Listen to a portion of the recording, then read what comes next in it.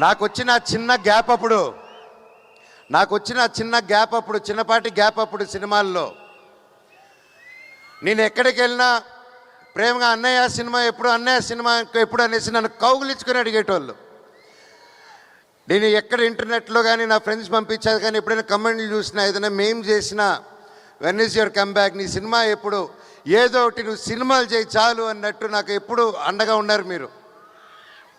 అది నాకు తెలియకుండానే ఒక ప్రెషర్ లాగా బిల్డ్ అయిపోయింది నాకు.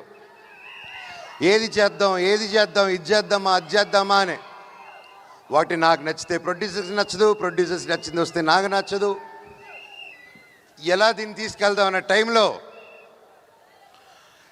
ఈ సినిమాలో శ్రీరాముడు లాగా నా జీవితంలోకి మా డైరెక్టర్ శ్రీరాముడు లాగా వచ్చాడు.